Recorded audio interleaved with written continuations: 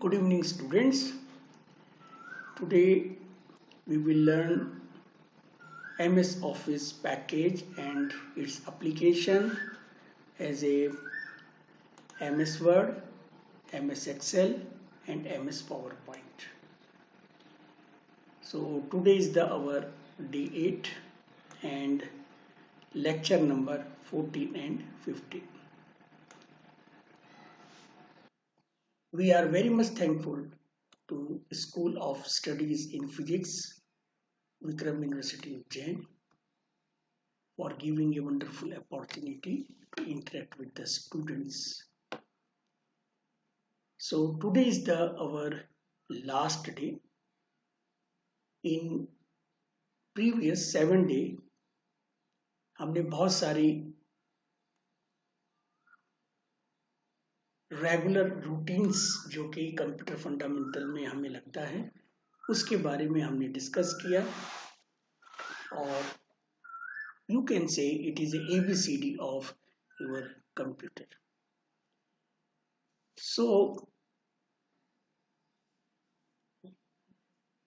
we Curious Infotech Solution also giving the training, project and internships based on your industry, and after successful completion of training, project and internships, we are also giving opportunity for the placements. If any student want more learning or more making a skill set, तो वो हमें इस email ID पर अपना request send कर सकते हैं info@curiousinfotechsolution.com. We always advise to student to get update with the Curious Infotech Solution through this website. So this is about small brief of Curious Infotech Solution. अब हम आज की class start करते हैं. So today we will discuss on very important topic on MS Office as a package. We will give introduction of first this package and then we will start to understand this all applications for our daily routines. अगर आपको कोई भी document जैसे एक paragraph लिखना है या आपको किसी टॉपिक को ब्रीफ करना है या फिर आपको कोई एक लेटर बनाना है या फिर आपको कोई असाइनमेंट पूरा करना है तो यू नीड MS वर्ड. तो this is known as a word processing. और अगर आपको कोई डेटा को विजुलाइज करना है या डेटा को टेबुलर फॉर्म में रिप्रेजेंट करना है या उस टेबुलर फॉर्म से आपको कुछ स्टैटिस्टिक्स निकालनी है तो हम यूज करते हैं MS Excel. अगर हमें अपने मीटिंग में प्रेजेंटेशन देना है या क्लास में किसी सब्जेक्ट के ऊपर हमें डिस्कस करना है या आइडिया को हमें रिप्रेजेंट करना है तो presentation application power point MS office का बहुत पॉपुलर एप्लीकेशन है. मैं जो आपको यहाँ पर स्लाइड बताता हूँ डेली ये पावर पॉइंट में ही बनी है. अगर हम इस फाइल को कंप्यूटर में सेव करते हैं तो उस फाइल का नाम और एक्सटेंशन क्या होगा. सपोज करिए मैंने एक रिज्यूम बनाया है या मैं आपको एक अपना बायोडेटा लिखना चाहता हूं तो this is my biodata with extension DOC. तो इसके द्वारा हम अपने कंटेंट को मेमोरी में सेव कर सकते हैं.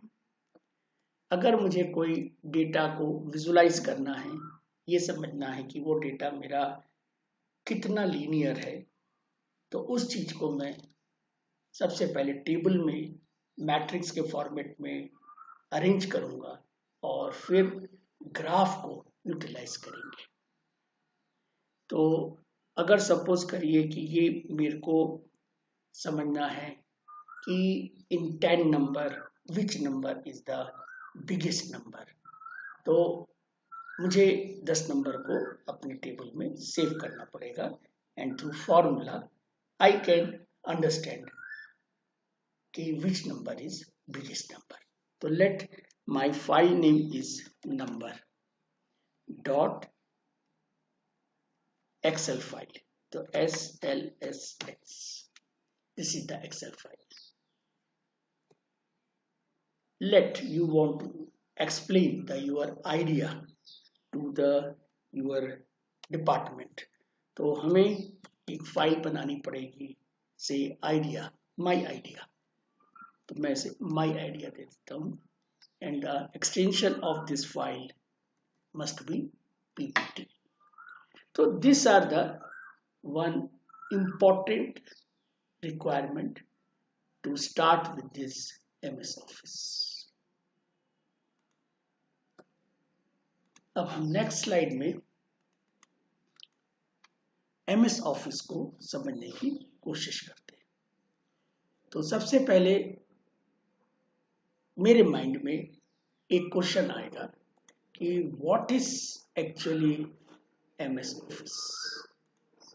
तो सबसे पहले हमें MS Office क्या होता है उसके बारे में समझना पड़ेगा और फिर MS Office के प्रोडक्ट के बारे में, एप्लीकेशन के बारे में समझेंगे। तो MS Office एक कलेक्शन है जिसमें कि ऑफिस से रिलेटेड जो एप्लीकेशन हमें चाहिए वो हमें सारे एप्लीकेशन यहाँ पे एक साथ मिल जाते हैं और हर एप्लीकेशन एक यूनिक चीज को सर्व करता है और स्पेसिफिक सर्विस यूजर को प्रोवाइड करवाता है। तो we can say Microsoft office is a collection of office related application.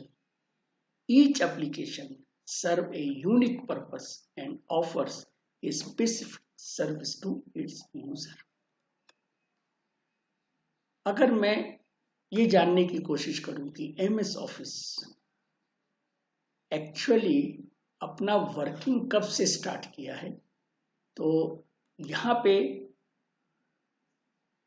इस स्लाइड में हमें पता चल रहा है कि it is actually in the 1990s में पहला प्रोडक्ट माइक्रोसॉफ्ट का रिलीज हुआ था। MS मतलब होता है Microsoft, M for micro, S for soft, तो माइक्रोसॉफ्ट होता है। तो it is A nothing but one corporation, ठीक है। तो इनका पहला जो प्रोडक्ट रिलीज हुआ था वो 1990 में हुआ था। बहुत पुरानी बात हो गई है, लेकिन ये जो MS Office बना था has been dominated model in delivering the modern office related document handling software environment. तो ये दूसरे सॉफ्टवेयर को डोमिनेट करने लगा और ये आज की डेट में हमारे बीच में कंपलसरी हो गया है और इसके लिए हमें दूसरे सब्जेक्ट जैसा ही इसको भी पढ़ना चाहिए, लर्निंग करनी चाहिए, क्योंकि it is the now essential requirement. You have to share your doc file, your Excel file and your presentation file. तो यहाँ पे हम MS Office और MS Office के प्रोडक्ट को इग्नोर नहीं कर सकते हैं। हमें जितनी और जैसी हमने इम्पोर्टेंस अपने सब्जेक्ट को दिया है उतना ही इम्पोर्टेंस हमें MS Office को भी देना पड़ेगा, क्योंकि जब तक हम उसे प्रेजेंटेशन मोड में नहीं लाएंगे तब तक हमारा आइडिया किसी को भी अट्रैक्ट नहीं करेगा। हमें बहुत कुछ चीजें आती हैं, लेकिन हमें उसे डिजिटल मोड में कैसे सेव करना है, कैसे उसको रिप्रेजेंट करना है, ग्राफ कैसे बनेंगे, किस तरीके से हम अपने सीनियर्स को विजुलाइज करा सकते हैं, या फिर हम प्रेजेंट कर सकते हैं, या हम किसी डॉक्यूमेंट को हार्ड कॉपी में प्रिंट करके उन्हें हम एक्चुअली शेयर कर सकते हैं, या हार्ड कॉपी भी निकाल सकते हैं और उनको एक्सप्लेन कर सकते हैं। तो एमएस ऑफिस हर बंदे के वर्किंग में आज के डेट में कंपलसरी बन गया है। अब हम दूसरे स्लाइड में ये देखने की कोशिश करते हैं कि एमएस ऑफिस कितने लैंग्वेज में और कितने एक्चुअली ऑपरेटिंग सिस्टम में पॉसिबल है। तो देखिए यहाँ पे एक थॉट 35 डिफरेंट लैंग्वेजेस में ये काम कर रहा है, और window operating system, Mac operating system and Linux में ये सपोर्ट कर रहा है। इवन आज की डेट में अगर हम गूगल में भी एमएस ऑफिस को हम रन कर सकते हैं। हम बोलेंगे Google Word, Google Excel and Google PowerPoint. Actually the core component of Microsoft as, ठीक है। तो माइक्रोसॉफ्ट ऑफिस का core component actually 6 important application होते हैं इस पैकेज में, एंड जो दूसरे होते हैं जैसे वन ड्राइव पैकेज है, शेयर पॉइंट पैकेज है, वेब डिजाइन टूल्स हैं जो कि फ्रंट एंड में काम आते हैं, इन सबको भी एमएस ऑफिस प्रोवाइड करता है। नाउ इट इज, अगर आपको एमएस ऑफिस आता है तो आप अपना वर्किंग नेचर स्मार्ट कर सकते हैं, बहुत ही अट्रैक्टिव कर सकते हैं, डैशिंग कर सकते हैं। आपकी चीजों को लोग जब समझेंगे तो उसे फिर आप कैश भी कर सकते हैं और अपनी सर्विस को आप इसमें यूज कर सकते हैं। आजकल एक चलन हो गया है कि हैंड रिटन चीज को लोग ज्यादा कंसीडर नहीं कर रहे हैं, क्योंकि इसमें बहुत सारी डिफिकल्टीज होती हैं कि मैं उसे एडिट नहीं कर सकता हूं, मैं उसे सेव नहीं कर सकता हूं, मैं उसे शेयर नहीं कर सकता हूं, मैं उसे कुछ सर्च नहीं कर सकता। तो मैनुअल चीजें जब तक अच्छी हैं, जब तक हमें इंडिविजुअल बात करनी है या एक स्मॉल डोमेन में बात करनी है, लेकिन जब हम बहुत बड़े डोमेन में बात करते हैं तो हमें अपना जो कंटेन है उसे डिजिटलाइजेशन होना कंपलसरी हो जाता है। तो मैं एज्यूम करता हूं कि आपने जो मोटो है, ऑब्जेक्टिव है, उसको समझा, और एमएस ऑफिस इन सब चीजों को प्रोवाइड करता है। ओके, तो यहां पे आप देखिए इंपॉर्टेंट 6 एप्लीकेशंस दिख रहे हैं। तो पहला एप्लीकेशन है MS word, this is the first application.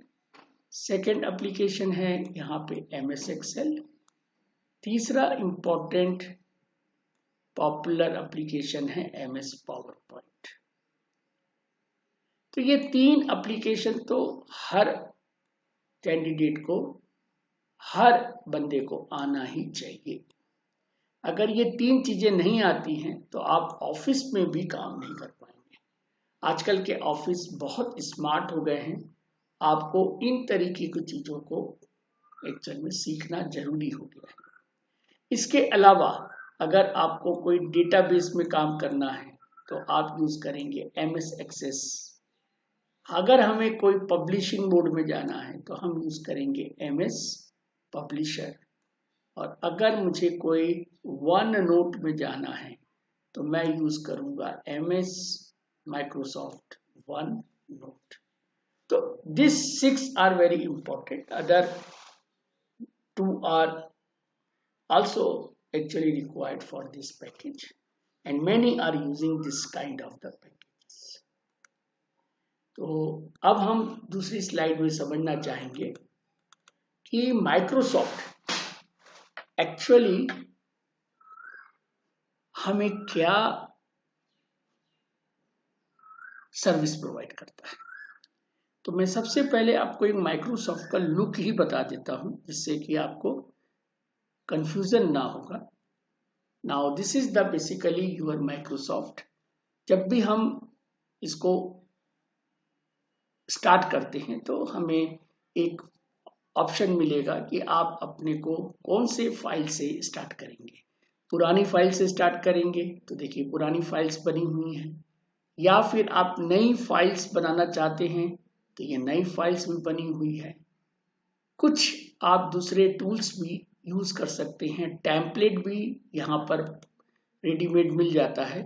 तो आप जिस प्रकार से टेम्पलेट चाहते हैं वो भी टेम्पलेट पर आप काम कर सकते हैं, या फिर आप होम में जाइए और यहाँ पर आप कोई एक न्यू डॉक्यूमेंट जिसको हम बोलेंगे ब्लैंक डॉक्यूमेंट, उसको आपको सेलेक्ट करना है। तो मैं इसको सेलेक्ट कर रहा हूं। यहाँ पे देखेंगे ओपन का मतलब आ जाता है पुरानी फाइल्स, और ये अकाउंट फीडबैक ऑप्शंस ये सब एक्चुअली ऑफिस के जब परचेस करते हैं उस समय की ये रिक्वायरमेंट बनती है। तो मैं चाहता हूं कि नया डॉक्यूमेंट से बनाए, तो मैंने इसको यहाँ क्लिक कर दिया है। अब देखिए यहाँ पर मुझे एक MS ऑफिस का डॉक्यूमेंट मिल रहा है, और मैं इस ब्लैंक पेज में, ये हमारा ब्लैंक पेज, ठीक है ना। ब्लैंक पेज कहाँ दिख रहा है आपको, देखिए ध्यान से, ये यहाँ पे हमारा क्या है, ब्लैंक पेज है। It is a blank page. लेकिन यहाँ पे जो ब्लैंक पेज मिल रहा है, ये जो ब्लैंक पेज है ये मार्जिन के साथ है ना। अगर मुझे यहाँ पर कुछ चीज लिखना है, अगर मुझे यहाँ पे कुछ चीज लिखनी है तो मुझे यहाँ पर वर्किंग एरिया में आना पड़ेगा। देखिए वर्किंग एरिया क्या है, ये जो ब्लिंक कर रहा है it is known as a working area. यहाँ पर एक कर्सर ब्लिंक कर रहा है, तो ये मैं इजीली समझ सकता हूं कि यहां से जो ब्लिंक कर रहा है, यहां से जो ऊपर का एरिया है it is called as a top margin, ठीक है ना। इसको क्या कहेंगे आप, टॉप मार्जिन कहेंगे। और यहाँ पे देखिए आपका ये कर्सर ब्लिंक कर रहा है, तो कर्सर जहां से ब्लिंक कर रहा है उसके ऊपर हो गया आपका टॉप मार्जिन। और अगर मैं इसके लेफ्ट साइड में देखूं तो ये लेफ्ट साइड में जो एरिया है ये हमारी एरिया को हम क्या बोलेंगे, लेफ्ट मार्जिन। तो ये डॉक्यूमेंट यहां से स्टार्ट होना, इसका लेफ्ट मार्जिन है, ये इसका टॉप मार्जिन है। इसी तरीके से हमें निकालना पड़ेगा लेफ्ट मार्जिन। तो देखिए ध्यान से, अगर मैं यहां पर कुछ चीज लिखता हूं, से क्यूरियस इन्फोटेक सॉल्यूशन, क्लियर। तो this is the one information, ये आपको दिया है कि ये एक कंपनी का नाम है। अब इसको मैं कहां तक ले जा सकता हूं, देखिए मैं स्पेस बार दबा रहा हूं और ये मेरा क्यूरियस इन्फोटेक लास्ट स्टेज तक जाएगा और उसके बाद वो डाउन हो रहा है। देखिए तो ये पूरा डाउन हो रहा है, तो इसका मतलब है कि इसके आगे हमारे पास एरिया नहीं बचा है। तो हमें क्या करना है, इसको यहां तक ही रखना है जहां तक कि ये हमें मार्जिन में काम कर सके। तो ये जो एरिया है, अब this area is called as a what, इस एरिया को क्या बोलेंगे, this is the your right margin, it is a right margin. इसी तरीके से अगर हम नीचे आते हैं तो you will find the bottom margin. तो देखिए बॉटम मार्जिन की बात करें तो यहाँ पे आपको कुछ एक बॉटम मार्जिन मिलेगा। सपोज करिए कि मैं यहाँ पर लिख रहा हूँ क्यूरियस इन्फोटेक्स सॉल्यूशन। अब ये क्यूरियस इन्फोटेक्स सॉल्यूशन को मैं और ज्यादा बार लिखना चाहता हूँ। देखिए मैं इसमें कॉपी पेस्ट कर दिया हूँ, तो ये ज्यादा बार मैं लिख पा रहा हूँ। अब ये कहाँ तक लिख रहा हूँ, यहाँ पर ध्यान से देखेंगे आप कि इस पेज में हमारे पास क्या है। अगर मैं यहाँ पर लिख रहा हूँ तो it is a your page 1, ये पेज नंबर 1 चल रहा है। और यहाँ पे अभी तक हमने कितने वर्ड लिख दिए हैं, 30 वर्ड्स हम यहाँ पर लिख लिए हैं। और इसको मैं छोटा भी कर सकता हूँ। सपोज देखिए ये मेरा जो अपीयरेंस है वो छोटा हो रहा है, तो मैं इसको इस तरीके से भी लिख सकता हूँ। और सपोज मैं इसको इस तरीके से भी लिख सकता हूँ। मतलब इसको अपने उस पर लेके आना है कि हमें कितना बड़ा स्क्रीन चाहिए। और इस तरीके से मैं यहाँ पर पहुँच रहा हूँ लास्ट पेज पर, लास्ट पेज की आखिरी लाइन पर पहुँच रहा है। ठीक है, तो देखिए मैं धीरे धीरे पहुँच रहा हूँ। अब मैं इसको टाइप करते जा रहा हूँ। कब तक करूँगा मैं, जब तक कि ये पूरा पेज फिल नहीं हो जाता है। ठीक है, तो अब देखिए यहाँ पर ये फिल होने वाला है और ये अब फिल हो गया है। और जैसे ये फिल होगा यहाँ पेज नंबर भी बदल जाएगा। ठीक है, तो ध्यान से देखिएगा, पेज नंबर ये बदला। अब ये जो पेज नंबर बदला है यहाँ पर पेज 2 और ये 2 आ गया है। तो इसका मतलब ये हो रहा है यहाँ पे मेरे पास में एक्चुअली बॉटम मार्जिन है। This is the bottom margin. ठीक है, it is A top margin, it is A bottom margin. और यहाँ पे हमको क्या करना है, अब नए पेज में आके लिखना पड़ेगा। तो यहाँ से ये फिर से स्टार्ट होगा। तो मैं यहाँ से फिर से पेस्ट कर देता हूँ। तो देखिए ध्यान से बच्चे, फिर से स्टार्ट होता है और फिर से यहाँ पे क्या मिलेगा आपको, 1 टॉप मार्जिन मिलेगी। ठीक है, तो ये मार्जिन हर पेज में मिलने वाली है। हर पेज में ये मिलेगी आपको left margin and top margin and इसको बोलेंगे हम राइट मार्जिन। एक्चुअली हमें जो मार्जिन मिल रही है तो उसमें टॉप और जो बॉटम है उसे हम क्या बोलते हैं, हेडर और फुटर। अगर मुझे हर पेज में कुछ कॉमन हेडर चाहिए, कुछ कॉमन फुटर चाहिए, तो मैं निश्चित तरीके से इसको यूज कर सकता हूं। और मेरे पास में ऑप्शन भी मिल जाएंगे, बहुत सारे ऑप्शन हैं यहाँ पे। तो उस ऑप्शन को भी आप यहाँ पर इजी ढंग से यूज कर सकते हैं। जैसे ऑप्शन में देखिए यहाँ पर है आपका फाइल ऑप्शन। फाइल ऑप्शन का मतलब क्या है, यहाँ पे आपको बहुत सारे फाइल से रिलेटेड चीजें दी हैं। जैसे फाइल नई बनानी है, फाइल ओपन बनाना, पुरानी फाइल ओपन करना है, फाइल का इंफॉर्मेशन, फाइल को सेव करना, फाइल को दूसरे नाम से सेव करना, फाइल को प्रिंट करेंगे, फाइल को शेयर करेंगे, फाइल को एक्सपोर्ट करेंगे, फाइल को ट्रांसफर करेंगे और फाइल को क्लोज कर देंगे। तो इसी बहुत सारे ऑप्शंस जो यहाँ पर हमें मिल रहे हैं, उस ऑप्शन को हम यूज कर सकते हैं। तो अभी आने वाली स्लाइड्स में मैं आपको और भी अच्छी चीजें बताऊंगा। तो आप आखिरी समय तक यहाँ पर जुड़े रहिए, जिससे कि आपको सारी चीजें यहाँ पर मिलने लगेंगी। तो सबसे पहले ये देखिए यहाँ पर इसकी एक हम भूमिका बना देते हैं कि Microsoft is a word processing. इसे हम वर्ड प्रोसेसिंग के नाम से ही कहेंगे। और word processing actually Microsoft Office का एक सूट है ना, ये this is the suit of the Microsoft office. और इस वर्ड प्रोसेसिंग का है ना, ये वर्ड प्रोसेसिंग वर्ड को नहीं भूलेंगे। ये जो word processing is a one common name for such kind of application. जो हम एप्लीकेशन कर रहे हैं वो यहाँ पर वर्ड प्रोसेसिंग का ही कंसेप्ट हो रहा है। अगर मैं यहाँ पे आपको एक और फाइल क्रिएट करके बताऊं जिसका नाम नोटपैड होता है, ठीक है ना, तो नोटपैड और इसमें डिफरेंस क्या है, उस चीज को आपको समझना पड़ेगा कि इसमें डिफरेंस क्या है। तो मैं आपको इसमें डिफरेंस भी बताने की कोशिश करता हूं, जिससे कि आप एग्जैक्टली ये समझेंगे कि यहाँ पे आपको क्यों सिखाया जा रहा है एमएस ऑफिस। एमएस ऑफिस सिखाने की क्या जरूरत है। तो देखिए मैं एक एमएस ऑफिस का ही जो एसेसरीज में रहेगा उसे मैं लेके आ रहा हूं। This is known as a your what MS office का नोटपैड। ये देखिए नोटपैड है। अब इस नोटपैड में भी आप लिख सकते हैं, कोई दिक्कत नहीं है, लेकिन अगर मुझे कुछ माइक्रोसॉफ्ट वर्ड या इस तरीके का कुछ चीज लिखनी है तो मैं यहाँ पर नोटपैड में तो नहीं लिख सकता हूँ।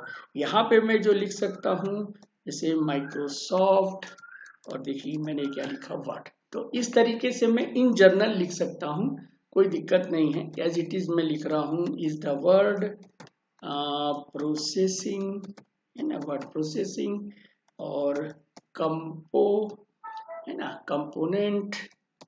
अब ध्यान से देखिएगा कि मैं यहाँ पर अगर कुछ गलती करता हूँ तो ये मुझे कोई भी हिंट नहीं करने वाला है ना, ये मेरे को असिस्टेंस का रूप नहीं देने वाला है। क्यों? क्योंकि it is A true editor. अब देखिए मैं लिखते चला गया और ये मेरा अभी मतलब पहली लाइन में आ जाती, कोई बात नहीं। दूसरी लाइन में देखिए, दूसरी लाइन में जैसे हम लिखते जा रहे हैं, यहाँ पे देखिए लाइन नंबर 2 और कॉलम नंबर 14 इस तरीके की आपको इंफॉर्मेशन मिल रही है। अब मैं इसको कुछ इस तरीके का अगर डेकोरेशन करना चाहता हूँ, माइक्रोसॉफ्ट वर्ड जैसा कुछ डेकोरेशन करना चाहता हूँ, तो ये जो अट्रैक्शन है ये यहाँ पर नहीं मिल सकता है। इन द नोटपैड में इट इज नॉट पॉसिबल, यहाँ पे आप इसको यूज नहीं कर सकते, ठीक है ना। तो एक तो ये मुझे चैलेंज था अपने नोटपैड में कि मैं इस तरीके का काम नहीं कर सकता हूँ, तो मुझे माइक्रोसॉफ्ट ऑफिस समझना पड़ेगा। और इसीलिए नोटपैड में देखिए ध्यान से, ज्यादा ऑप्शन नहीं है।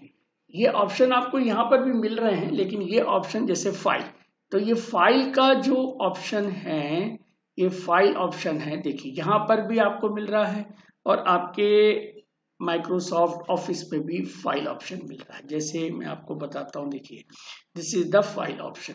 तो यहाँ पर देखिए आपको क्या मिल रहा है, फाइल का ऑप्शन भी मिल रहा है। तो यहाँ पर भी फाइल है।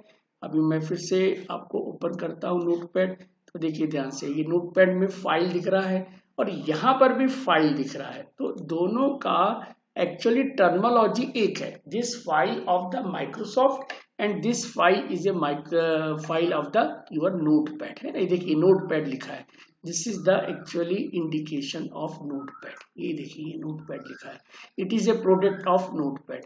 ये अनटाइटल इसलिए लिखा है क्योंकि अभी तक आपने इसको किसी नाम से सेव नहीं किया है, ठीक है। इसी तरीके से जो MS वर्ड है वो रिप्रेजेंट करता है आपके डॉक्यूमेंट 1 के नाम से। यहाँ पर अनटाइटल वर्ड आ रहा है, यहाँ पर डॉक्यूमेंट 1 आ रहा है। ये वर्ड का एक्चुअली प्रोडक्ट है, ये नोटपैड जो है ये नोटपैड का प्रोडक्ट है। तो यहाँ पर ये चीज को आपको समझना है, it is A your document 1 and word. अब देखिए यहाँ पे मैं अगर कोई गलती करता हूं तो क्या मुझे ये मिस्टेक बताने की कोशिश करता है, देखिए ध्यान से, बस ये चीज आप समझिए, फिर आप बहुत जल्दी से नीड ऑफ माइक्रोसॉफ्ट समझ सकते हैं। जैसे सपोज करिए मैंने यहाँ पर प्रोसेसिंग में R को नहीं लिखा है। अब देखिए यहाँ पर जो मैंने R को नहीं लिखा, तो यहाँ पे मुझे कोई स्पेल चेकर नहीं मिल रहा है, यानी मेरे वर्ड को चेक करने वाला कोई भी आपको प्रोग्रामिंग नहीं मिल रही। लेकिन अगर मैंने इसी चीज को यहाँ पर लिखा है ना, अगर देखिए ध्यान से मैं वही चीज यहाँ पर भी कॉपी कर देता हूँ, तो यहाँ पर मैं कॉपी कर रहा हूँ, ध्यान से देखिएगा। तो it is A word processing, मैं इसको यहाँ पर 3 शब्द को लेके आ रहा हूँ इन द माइक्रोसॉफ्ट वर्ड में, ठीक है। अब माइक्रोसॉफ्ट वर्ड में मैं लेके आ रहा हूँ, देखिए ध्यान से मैंने यहाँ पर लिखा माइक्रोसॉफ्ट वर्ड। तो ये एक सबसे इंपॉर्टेंट जो मुझे रिक्वायरमेंट बन रही है वो ये बन रही है कि इस 3 वर्ड में आपका एक वर्ड में कुछ स्पेलिंग गलत है। अब ये स्पेलिंग जो गलत है इसके नीचे देखिए क्या आ गया, आपका रेड लाइन आ गई। तो इस रेड लाइन को मैं ठीक कर सकता हूँ यहाँ पे। ये यहाँ मेरे को एक इंटरेस्टिंग चीज मिल रही है कि मेरे पास स्पेल चेकर यहाँ पर बना हुआ। अगर मैं इसे राइट क्लिक करता हूँ तो देखिए राइट क्लिक में ये ऑप्शन बता रहा है कि आपका जो स्पेलिंग है वो इस तरीके से होना चाहिए, जिसका नाम है PROCESSING। साथ में ये भी बताता है कि उसके और मीनिंग क्या हो सकते हैं। तो ये सारी चीजें मुझे नोटपैड में नहीं मिल रही है, तो मैं नोटपैड से अपना पूरा काम तो नहीं चला सकता हूँ। मुझे किसी भी तरीके से वर्ड प्रोसेसिंग के लिए एक वर्ड प्रोसेसर जो कमर्शियल, जो प्रोफेशनल हो, वो लेना पड़ेगा, जिससे कि मैं बहुत ही अट्रैक्टिव ढंग से अपना डॉक्यूमेंट बना सकता हूँ। ओके, तो हमने बहुत सारी चीजें इसमें इस तरीके से सीखी हैं, जिससे कि आप बहुत सारी चीजों को यूज करेंगे अभी। तो मैं फिर से अपने थ्योरी में आ जाता हूँ। तो ये थ्योरी है मेरा, और ये प्रैक्टिकल भी आपको मैं दिखा रहा हूँ। ठीक है, तो आप ज्यादा दूर मत जाइए, पूरी चीजों को अच्छे से समझिए और फिर आप अपने कंप्यूटर में से खुद को यूज करिए, तो आपको बहुत अच्छा क्लियर ढंग से समझ में आएगा।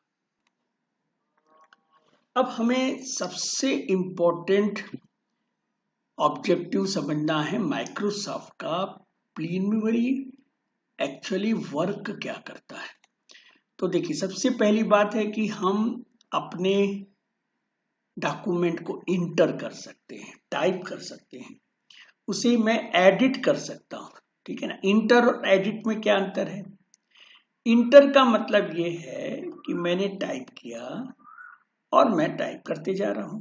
एडिट मतलब अगर कोई, मैंने अभी देखा ना आपने, प्रोसेसिंग को मैंने गलती लिखा तो वो वहां पर रेड साइन दिया, मैं वहां पर राइट क्लिक के थ्रू ऑप्शन लेके उसे चेंज कर दिया।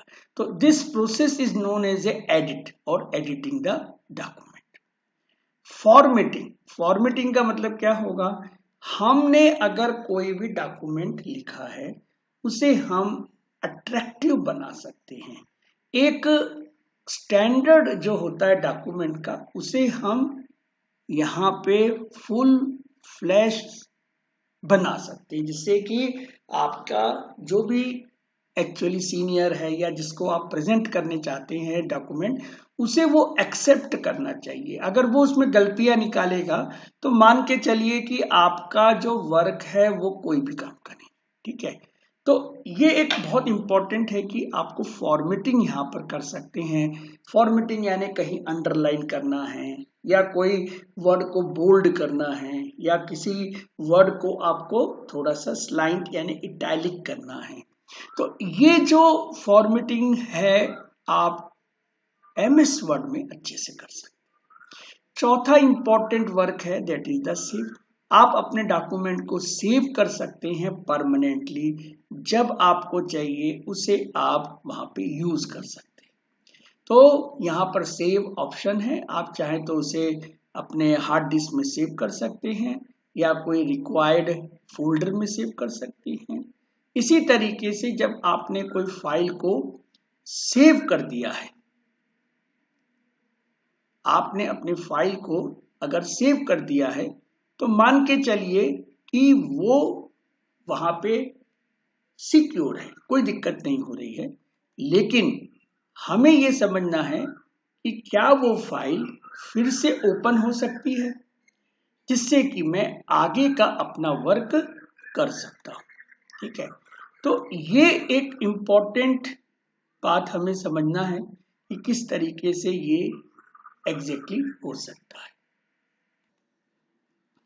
तो ये एक इम्पॉर्टेंट रिक्वायरमेंट बनती है किसी भी डॉक्यूमेंट के लिए कि आप उसे इंटर करें, उसे एडिट करें, उसको फॉर्मेटिंग करेंगे, उसे सेव करेंगे और उसे हम रिट्रीव करेंगे, यानी उस फाइल को फिर से ओपन करेंगे। सबसे आखिरी और बहुत इंपॉर्टेंट ऑप्शन है that is known as a print का ऑप्शन। ये प्रिंट हमें अपने डॉक्यूमेंट को हार्ड कॉपी में प्रिंट करने की अपॉर्चुनिटी देता है। तो ये हो गया पूरे इंपॉर्टेंट ऑपरेशन के नाम। अब ये ऑपरेशन के नाम को आपको भूलना नहीं है। पहला क्या बोलेंगे आप? It is a your enter. दूसरा क्या है? It is a your edit. तीसरा हम क्या बोलेंगे? It is a format. चौथा क्या बोलेंगे? It is a save. पांचवा है रिट्रीव और सिक्स्थ है प्रिंट। अगर ये 6 ऑपरेशंस आपको आ जाते हैं तो आप बोल सकते हैं कि I know the MS Office और I know the product of MS Office, MS Word. तो बहुत सारे ऑप्शंस हैं इसमें।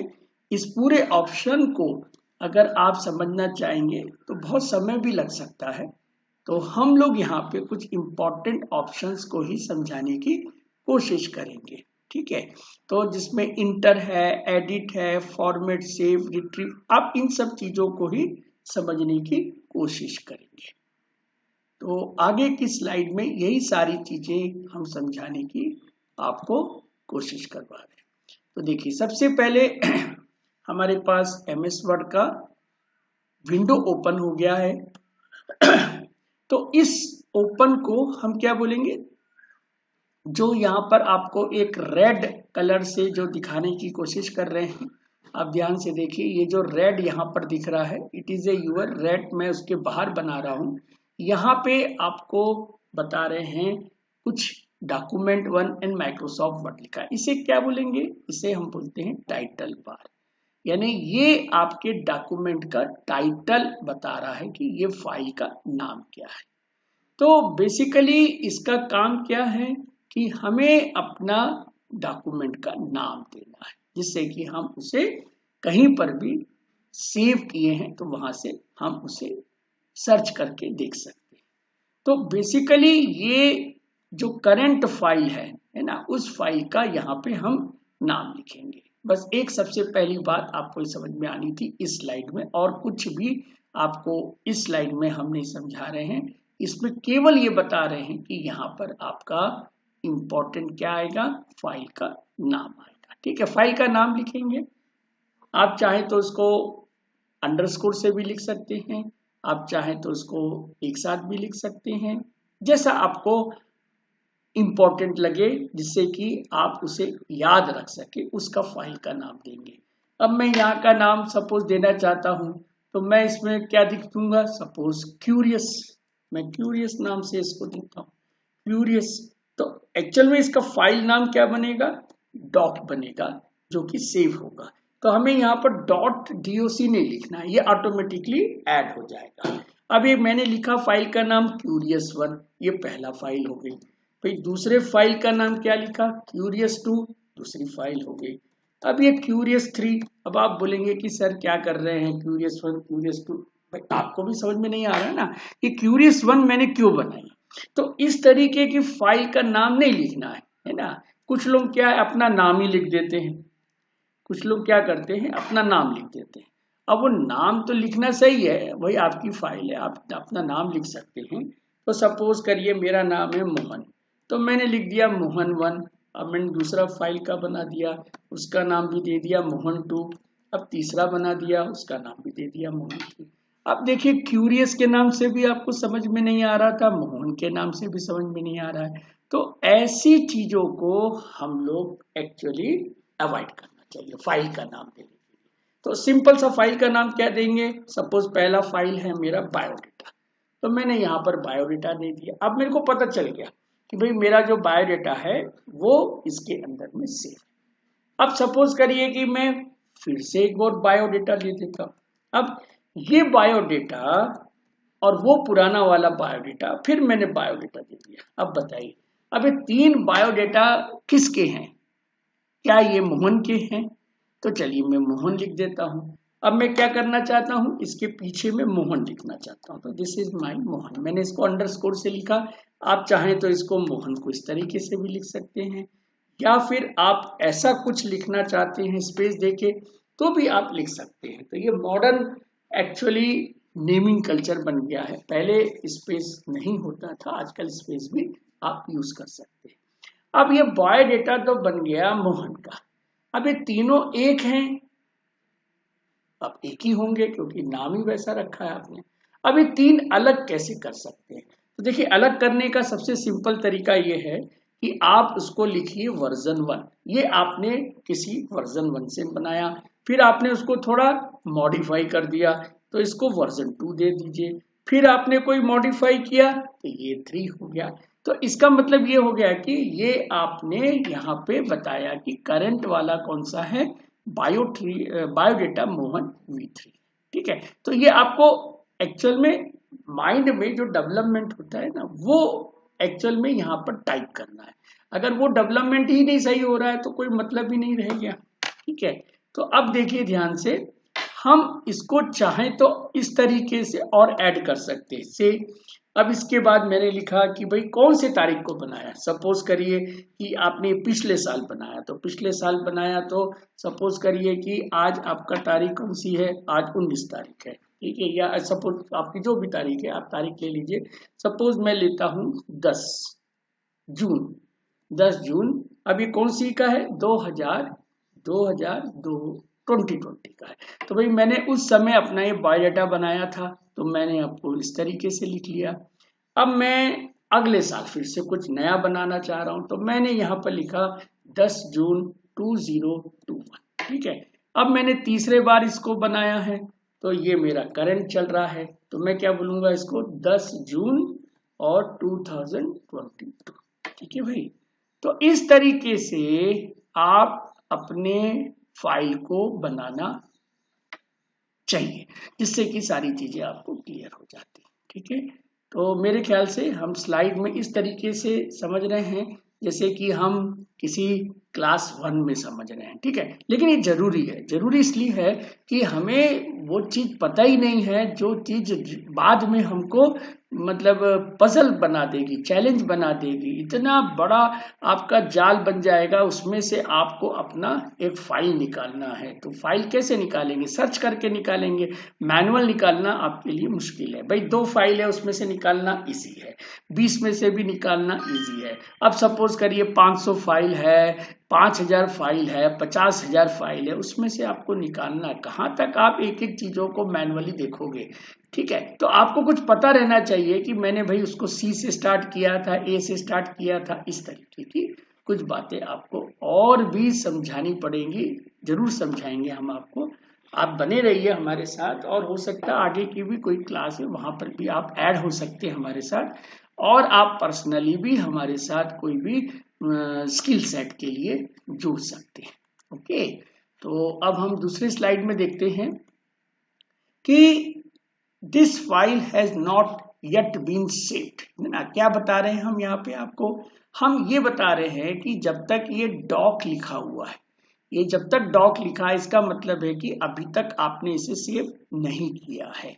और ये जब भी फाइल को हम, फाइल एक्चुअली 2 पार्ट में बनाई जाती है, फाइल का नाम और फाइल का एक्सटेंशन। एक्चुअल में मैंने यहाँ पर आपको फिर से एक बार समझा दूं कि फाइल सपोज आपने बनाई, मैंने क्या बनाया यहाँ पे, बायोडेटा, इसका है मोहन का है, ये मोहन का हमने बायोडेटा बनाया। अब इसको मुझे सेव करना है, तो जैसे मैं सेव करूंगा तो मेरे हार्ड डिस्क में, है ना, मेरे सेविंग ड्राइव में ये बन जाएगा, या तो ये बायोडेटा मोहन डॉट DOC, या फिर ये बन जाएगा हमारे पास किसी, मतलब ये नए वाले MS वर्ड में बनता है ये, हर एक, पुराने में तो पहले DOC था, अब ये बन जाता है आपका DOCX, एक्सटेंशन वर्जन आ गया है आजकल, नया वर्जन आ गया है अब, तो इसमें आपको DOCX बन जाएगा, ठीक है। तो यहाँ पे ध्यान दीजिए कि इस फाइल में 2 पार्ट हैं, पार्ट 1 डॉट पार्ट 2, ठीक है। तो ये पार्ट 1 क्या है, बायोडेटा मोहन, और ये पार्ट 2 क्या है, डॉट DOC। तो ये जो DOC है ये एक्चुअली कैरेक्टरिस्टिक्स ऑफ फाइल बता रही है कि ये जो बायोडेटा मोहन का जो डॉक्यूमेंट बना है वो DOC फॉर्मेट में है, DOCX फॉर्मेट में है। तो ये हमें पता रहना चाहिए कि हमारा फाइल किस फॉर्मेट में बना है, ठीक है। तो आप ऐसी चीजों को जब तक नहीं समझ में आएगा, आप कॉम्प्लिकेटेड बात को बहुत कुछ समझना चाहते हैं लेकिन सिंपल बात को आप नहीं समझना चाहते हैं, तो ये एक मेरे ख्याल से उचित नहीं है। उस चीज को आपको, सिंपल चीजों को भी समझना जरूरी है, ठीक है। तो मैं अब इसे दूसरे वाले वीडियो में कंटिन्यू करता हूं, तो आप वेट करिए for the next coming video. Thank you students.